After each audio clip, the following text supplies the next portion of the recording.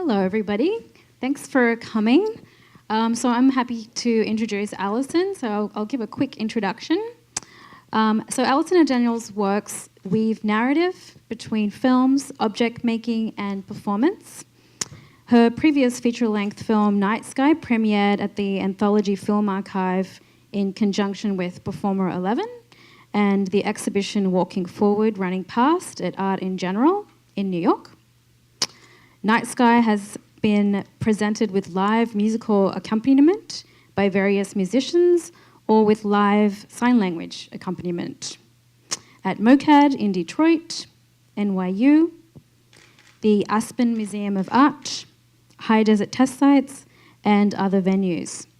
She's also the recipient of grants from the Rima Hort Mann Foundation, Art Matters, the Franklin Furnace Fund, and the California Community Foundation. And she recently completed the film and video studio residency at the Wexner Center.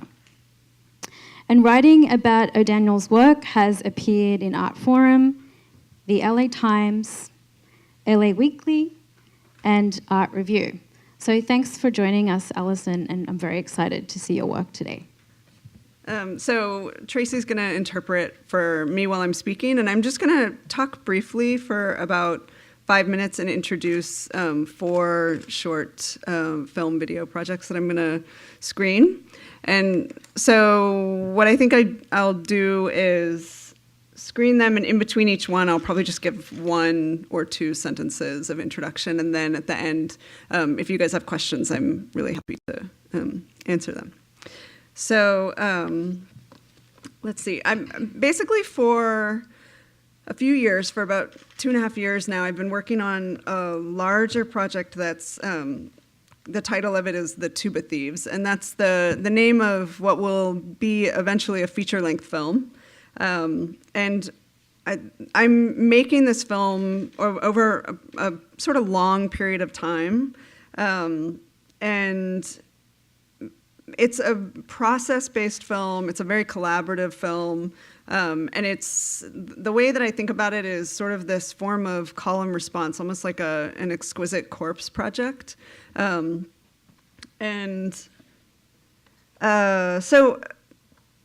I'm going to just give a little bit of background about how I got to where I am right now with this project, and then I'll throw you into watching some stuff, and we'll see if it all makes sense. So as Amanda mentioned, in 2011, I premiered a feature film called Night Sky at the Anthology Film Archive in New York. And that film, it's a performance film, so it's always presented with live music or with a sign language interpreter performing a live sign accompaniment in the exact same section. So if you see it one night, you might see it with music, and it's always with musicians who are local to wherever it is that I'm screening it, and this sort of collaborative process where I give them these open and interpretable instructions with very rigid time constraints. So I'll say, from this moment to this moment, you need to kind of learn these time cues, but it can sound like the desert. And it's really open to whatever that musician might interpret the desert to sound like. And I conceived the project to have a range from like a metal band to a woman's a cappella choir to anything and everything in between. I really wanted to be very open and kind of hand off ownership of the sound and the musical accompaniment. And then I work with Lisa Reynolds, who's a sign language interpreter based out of New York. And she actually wrote a sign language score in collaboration with many hearing people who listened to the original music and wrote their sort of visual interpretations of it. And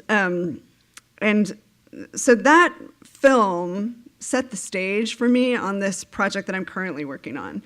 I came back from New York and had just finished working with Christine's son, Kim, who is in this show that Amanda curated. She helped Lisa and I sort of figure out what the sign language component was. And then I had been working for 2 years with a cast and crew on Night Sky that were evenly split between half of the people who participated were hearing and half the people were deaf or hard of hearing. And I myself am hard of hearing. And I wear hearing aids in both ears, and I lip read, and I'm pretty... At that moment when I came back, I was really immersed in this sort of analyzation of what it means to constantly engage with a loss of sound, a lack of sound, giving up of sound. And so I came back and I started hearing these news reports on the radio about all these tubas that were being stolen from high schools around Southern California. And I started, it piqued my interest, and I started taking notes because I kept hearing about it. There was this rash that happened, especially in December of 2011, January, February 2012, and then it continued for years. And there was one guy, Sam Quinones, who's an LA Times writer, who was doing all the reporting on it. And I found that really interesting, and I was like slightly suspicious about the way he was presenting the information, and I've talked to him quite a few times. And so basically, whenever I would hear these stories, they were always talking about the thieves and talking about what was happening to the tubas. And so just to answer that question, the tubas are being stolen from high schools because they're easy places to get these tubas from, and then they're sold on the black market because they make a lot of money as whole instruments. They don't melt them down. But I wanted to know what was happening with the students. I wanted to know how it was affecting band practice. I wanted to know about the communities and what I just wanted to know more about this. And so I decided I was going to make a film called The Tuba Thieves, and that was all I knew. And then I decided I was going to make the film starting with the score.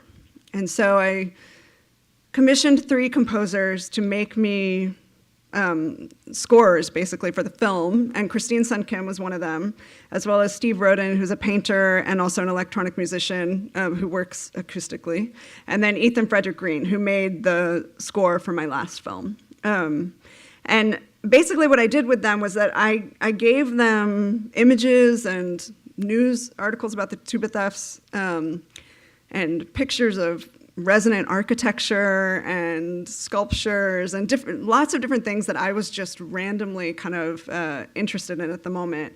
And I asked them to make me scores because I wanted to hear what their very particular personal translations of these things would be. And then I started writing the film to this music. So I also allowed myself to be influenced by the influences that I gave them. So I was thinking a lot about this process as like a form of a call and response in a way.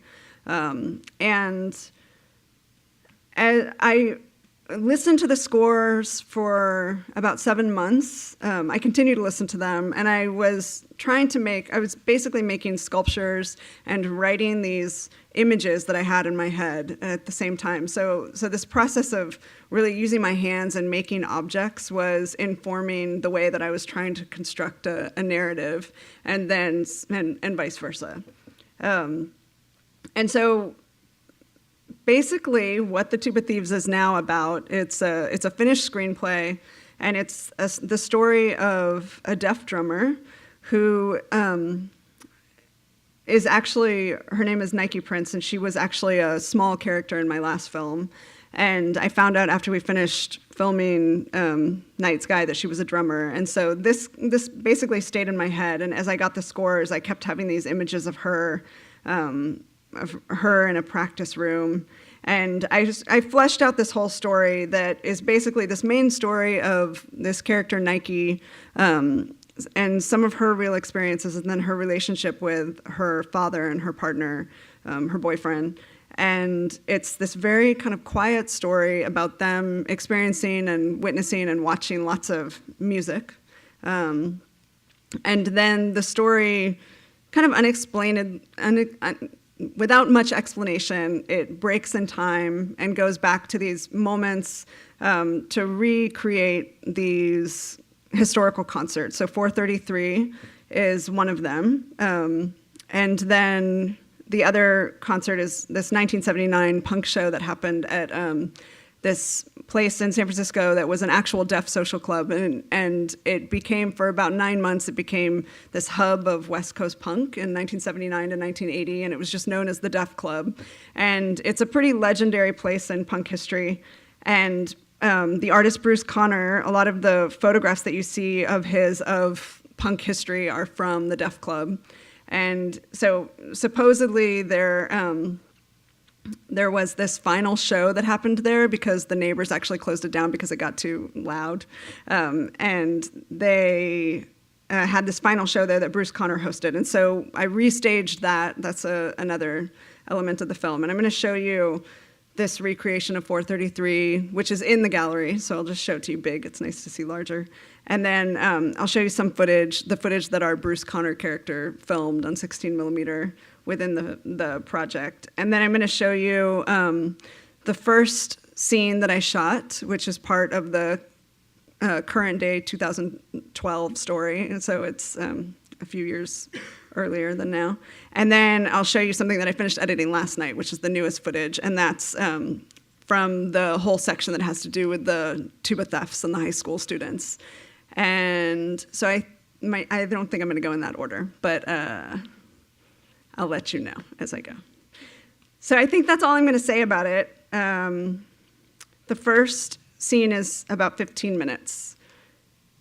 Okay, so I would love to tell you more about this stuff because I recognize that what you are seeing is really disparate and all over the place. And I'm purposefully making this film. I'm trying to kind of burrow a path through the material and allow myself to be really informed by the process of making it, so that the film kind of writes itself and the things that I encounter write the film, basically. So I just want to say a little bit of background to explain a few things. In the first one, in the plant scene, the captions, as they drift into the questions about what this film is about. So that was actually one of the things that I gave Christine Sun Kim to make the score. So it's a quote from a physicist who wrote to Tarkovsky after seeing The Mirror and tried to explain to him what his experience of watching Tarkovsky's film The Mirror was like. And so that's a direct quote. And then when I went to, I copied it from a PDF like on Google Books or something, and I went to paste it into a document, and it spread out into this like concrete poetry thing that I felt like was much more effective at describing what he was trying to articulate than just the words. And I felt like it was also this perfect metaphor for the way that I'm making this film, like asking these composers to give me their own sort of interpretations of different things. And so, for example, Christine, I gave her that quote that was the spread out version of that quote. I gave her the news stories about the tuba thefts that had been happening. I asked her to look at this picture of Louisa Calder's dressing table where she kept all her jewelry that Alexander Calder made her. And so Christine then started making these field recordings where she would pick up jewelry off of her sink. And then she sent me her score notes. And so the score notes made its way back into the film with the descriptions and the captions of like jewelry, sink, left. And that's just what she was doing to help herself edit the film. Edit the soundtrack. There's countless sort of elements like this. Steve Rodin, another composer, I gave him a picture of the Maverick Concert Hall without realizing that was where John Cage premiered 433. So Steve knew that he knew the content of my work and where my interest lies. And I sent him this picture. And I just liked this picture. I knew it was a concert hall. That was all I knew. And he wrote me back within like 20 seconds of getting the email, and he was like, "You know what that building is, right?" And I did not, and was a little embarrassed about it, and then was just like, "That's so beautiful. Like, I love the way that there's information that constantly the way that I'm making this film is really trying to have a respect for information that I don't have access to, either through sound and audio or just through like kind of being open and willing to like move through the poetics of not knowing, of not, not having sort of a tangible grasp on what the material is and letting it like move into otherworld narrative or body narrative. So I also really love the experience of sitting in a theater with people watching these silent things and letting the bodies and the seats and the squeaks and all that kind of like fill the room and become the soundtrack. And then also I've had this experience where I work with a cinematographer on this film. Her name is Meena Singh, and she's phenomenal. And but often she sets up the camera, and it's perfect every time. Like before she's even set up the shot, she just like moves the camera, and I really think that sometimes the framing that first happens is the language that this film wants to speak. And so I'm basically trying to kind of navigate this like very poetic space between image and hearing and the body, and letting all of these things kind of develop this like story and this narrative. I'm trying to think of anything else that seems really important. Oh, so these students in this last scene are from Centennial High School in Compton, and I worked with them, and I worked with the Whittier High School, and I also worked with Bell High School. And I only worked with band directors and high schools that had had their tuba stolen. And we kind of built this story together. So I would do really a lot of interviewing with the band directors, and some of the schools have CCTV footage of some of the thefts of the tubas. And so I tried to finish this scene to bring here, but it was just too raw and wacky. But there is this footage of these thieves basically stuffing tubas into black garbage bags, and they look like thieves, like they're dressed in all black, and they threw these bags of tubas over the fences and then climbed the fence, and they have like teams of 3 people. I mean, it's just like, I'm not even doing any writing here, like just real life is like telling these amazing stories. I'm just letting them kind of like continue the telling, I guess. So I think that's all I'll say. But if you have questions, I'll try not to ramble.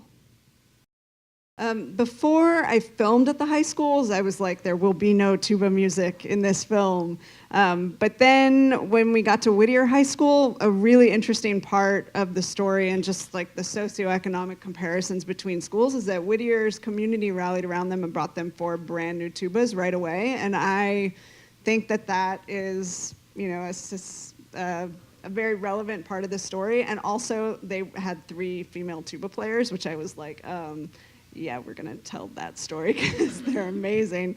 And that's really rare. I mean, that's the only place I've seen that.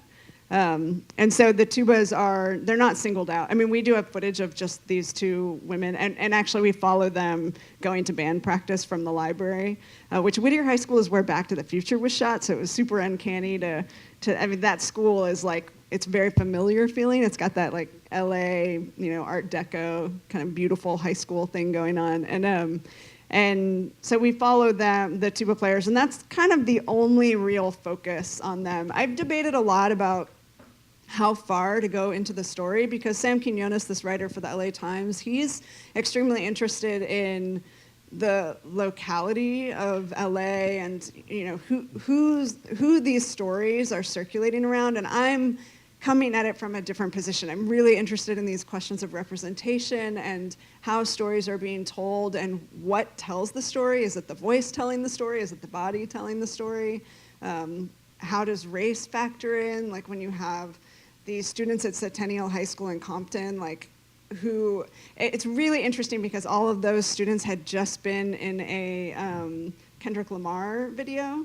So like Giovanni, the baton spinner at the very end, he's like really like front and central in this Kendrick Lamar video. And I just found it super interesting to watch this Kendrick Lamar video because I had been working with these students and this band director for a year. And I mean, I'm like so fond of these students and I want them to be able to tell their story and be represented in ways that they feel proud of.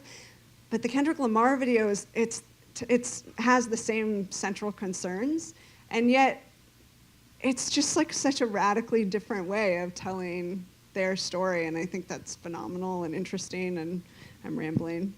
It was a long answer, but yeah. I'm really excited about working with these high school students. They just finished, so. Are you familiar with Frederick Weissman's Blind, the film Blind?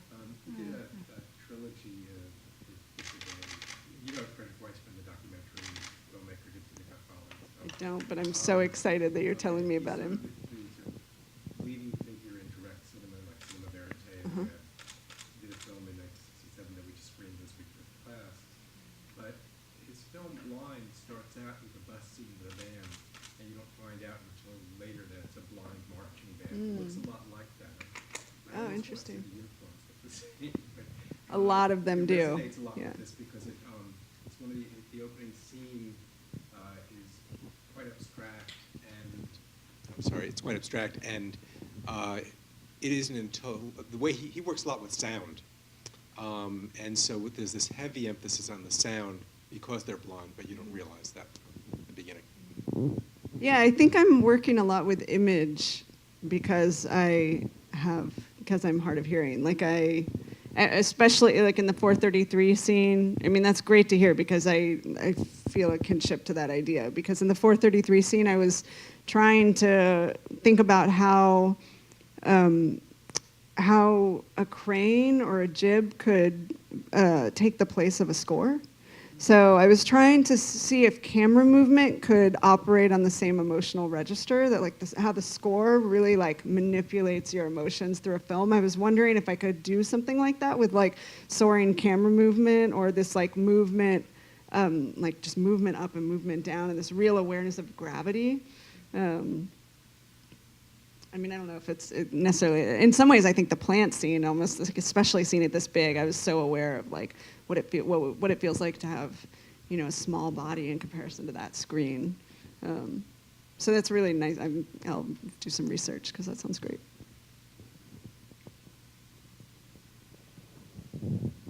Yeah. So I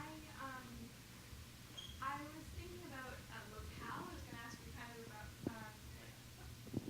about location or locale because that you talked about like LA and the different schools in LA versus I know like the Woodstock, New York, but also that scene in the car with the rain, and just moving from the East Coast, that feeling of like hearing rain in a car was kind of moving, and I didn't expect it to be, and I wanted to just hear because there's definitely elements of like nature, but also in terms of geographic location and connection to that. I was interested hearing like how that influences your filming process, I guess, or conception process.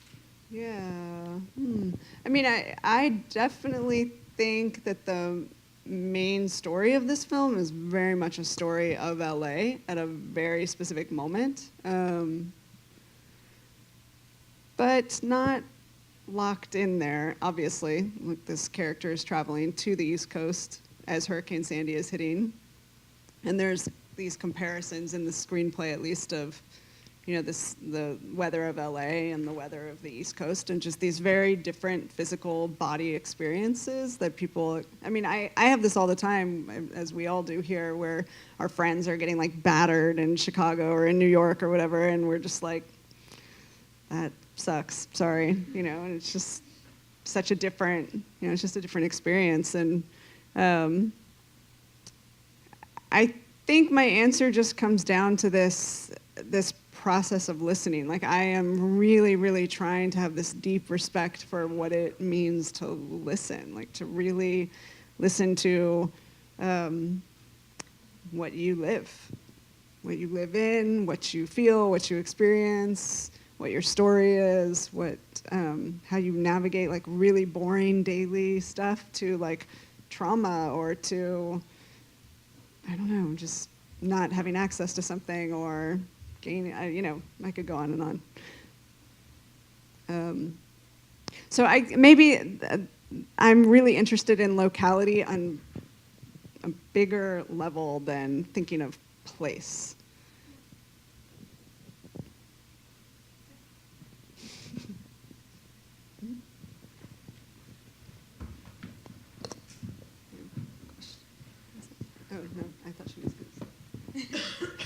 Okay, so my question is not as deep as some of these, so I apologize, but I'm just curious.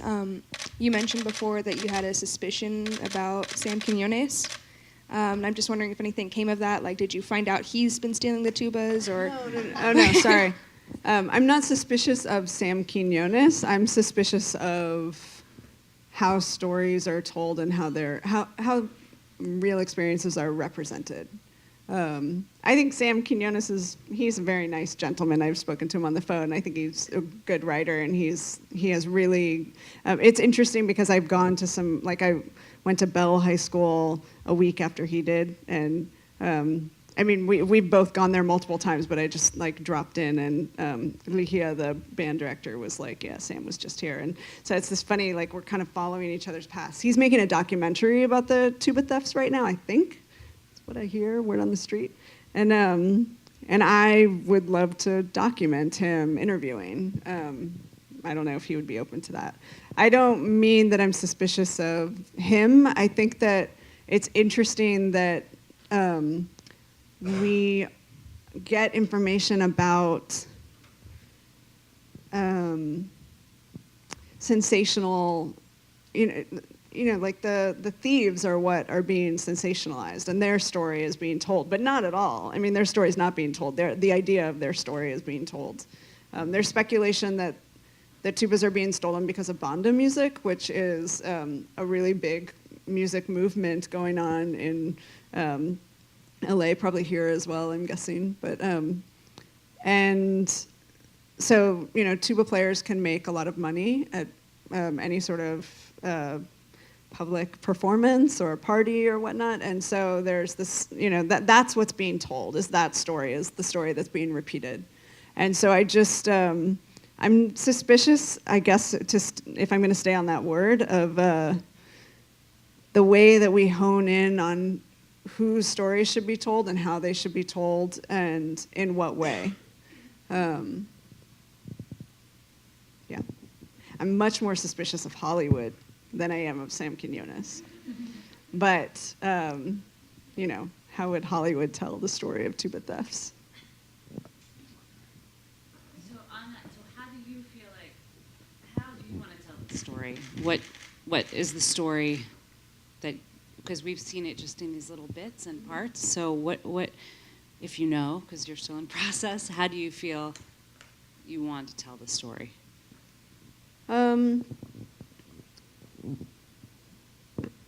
I'm interested in telling the story in particular of the tuba thefts as through resonances, like the way that reality kind of bumps up, like different realities bump up and then separate. So I've said that, I've talked in these terms before, like with my previous film, Night Sky. The film was understood very differently depending on whether you could understand sign language or not. So there were no captions in that film, and there were two monologues, one that was spoken and one that was signed. And the signed monologue came at the very end of the film. So the deaf audience had to maneuver their way through one spoken monologue about 3/4 of the way into the film.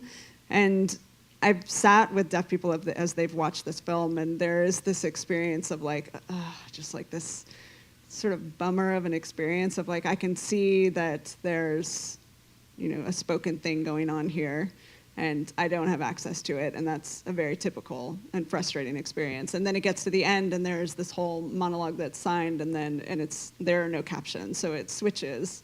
It's this bait and switch that in my experience, I don't want to speak for, there's many deaf people that I've not talked to who've seen this film, but I've gotten feedback that there's this deep sort of satisfaction that comes up at the end of then experiencing this different story that they know that the hearing audience is getting a very different version of. The hearing audience always sort of tends to articulate an assumption about what the ending of this monologue is that's different. And I've never told hearing audiences that don't know sign language the sign language interpreters have the most access to this film, but I'm very interested in what that is when two audiences sit next to each other that don't feel or experience the same thing, and they address that, even if it's just through locality or physicality. So that is how I kind of want to tell that story too, is that there's, there is this experience of these tuba thefts that's touching people in very different ways. And so I'm interested in asking questions. Maybe I don't have really hardcore answers yet, but I'm more interested in sort of like asking questions about how these experiences touch and like separate. But I'll figure it out as I'm making it. Like I'm kind of averse to having it, like a total breakdown and blueprint. How far along you were in the process? I'm almost 26% done. I had to figure out that number recently. So, but is like the John Cage part, was that made separately and then it became part of this larger project, or this was all conceptualized with the same composers? Yeah, it's all been conceptualized together. I actually think that the file that I just showed you of the John Cage part looks kind of very different, and I think that's a color correction issue, but it will be cohesive. The 16 millimeter part obviously feels different, and there's also, the Def Club was also shot on VHS and HD, so there's like just physical quality that's different, but it won't be split screen in the film. I don't think. Yeah, I'm sort of vague about it because I kind of refuse to know yet.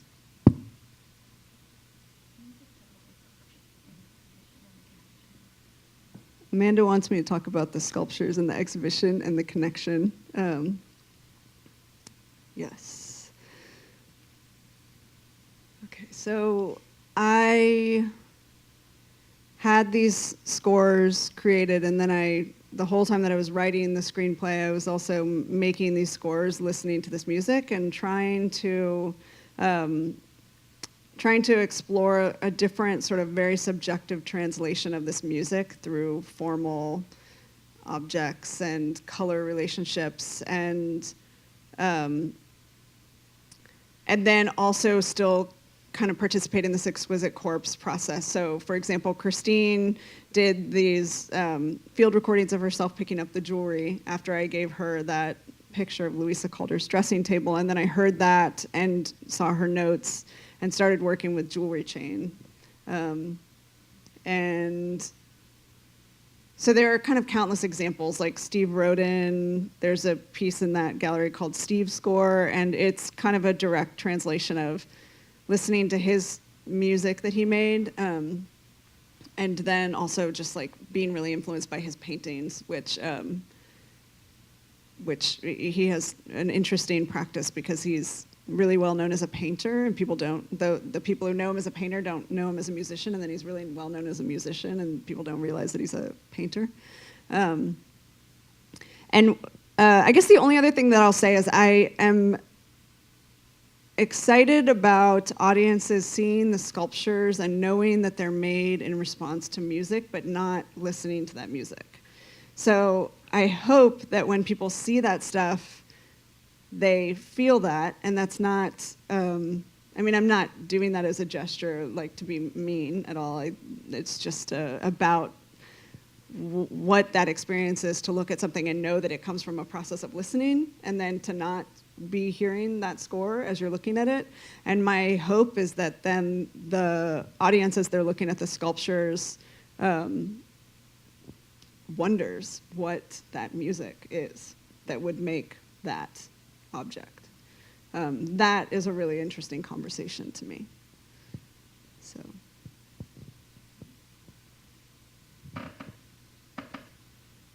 Thank you so much for coming.